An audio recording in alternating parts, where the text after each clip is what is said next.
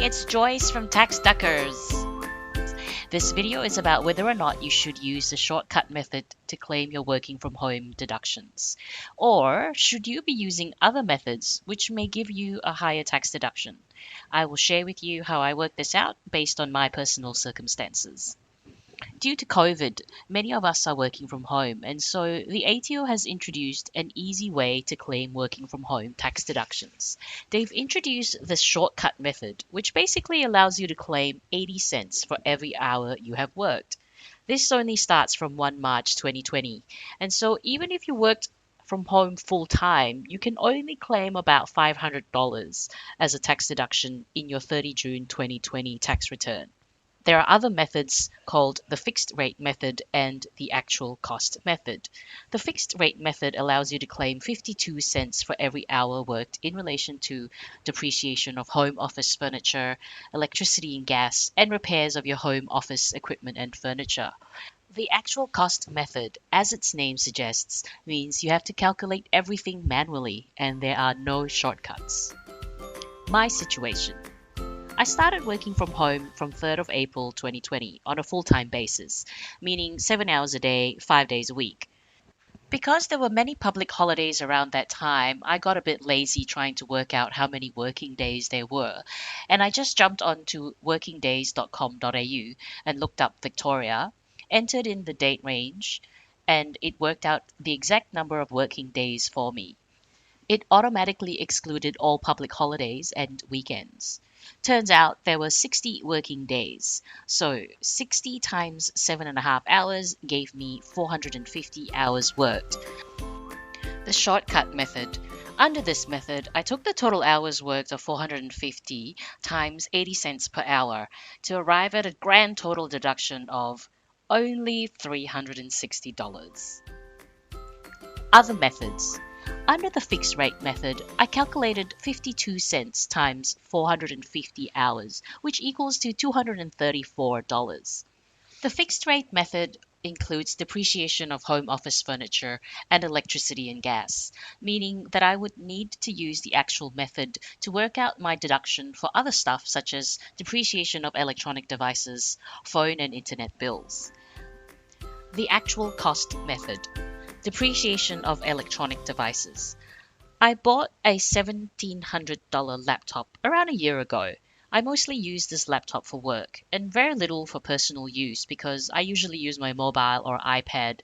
So I estimate my work use on the laptop is around 80%. The ATO allows laptops to be depreciated over 2 years. Check out the link below if you're wondering how many years you need to depreciate your work items for. It is listed in alphabetical order. Anyway, to work out the depreciation of my laptop for 1 year, I took $1,700 divided by 2, which equals to $850 a year. I bought my laptop around October 2019, so I only had it for 9 months of the income year, meaning I'm only entitled to 9 out of 12 months depreciation, which is 9 divided by 12 times $850 equals to $637.50. Then I need to multiply this by the percentage used for work, which was 80%, to get me to the actual tax deduction amount of $510. The next item is my computer monitor, which was definitely less than $300. The ATO allows work items costing less than $300 to be claimed as an outright deduction, rather than depreciated over several years. But I bought it quite a long time ago, so I can't claim it outright this year. Nor can I claim the depreciation on it this year because it has been fully depreciated in the past, because it is more than 4 years old. The other thing that I can claim are my internet bills. I estimate that at the very most, I use only maybe 20% for work purposes, which would only be 20% times $89 a month times 3 months, which gets me to $53. According to the ATO, the percentage used for work needs to be based on the data used for work over the total data used. I have no idea how much data I use for work, but I'm pretty sure that Better Call Saul Season 5 would far, far, far exceed the data I use for work, which is mostly for emails and Microsoft documents. So I decided that it is not worth my time or effort to get this tax deduction. so I chose not to claim any internet expenses. However, if you are in a field that requires a lot of data, such as graphics or video production, this exercise might be worthwhile going through. I bought an ergonomic chair for $149 earlier this year. This can usually be deducted outright rather than depreciated because it's less than $300.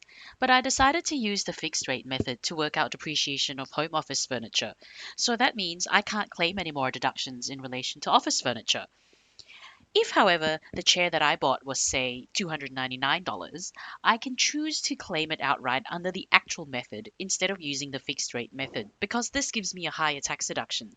That is, $299 under the actual method compared to only $234 under the fixed rate method. But based on my current situation, it's better for me to use the fixed rate method and claim $234 instead of the actual method, which would only give me a deduction of $149. In relation to phone bills, I can't claim anything because work has given me a work phone. Adding everything together. So, $234 under the 52 cents per hour method plus $510 for the laptop depreciation gives me $744. Compared to the shortcut method that only gave me $360, I'm better off by $384, which uses a combination of the fixed rate method and the actual cost method. This is roughly equivalent to $100 in actual tax savings. That's around 24 cups of coffee. Hey, times are tough. Every dollar counts. So how would you know whether or not to use the shortcut method versus the other methods? Here's a list of factors that I've come up with, and if it applies to you, then you may be better off using other methods to calculate your deduction. Number one, you purchased an expensive electronic device in the last couple of years. Within the last 2 years for laptops and tablets, and 4 years for computers. Number two, you use your electronic devices mostly for work. Number three, you use your internet mostly for work. And lastly, you don't mind doing a bit of number crunching.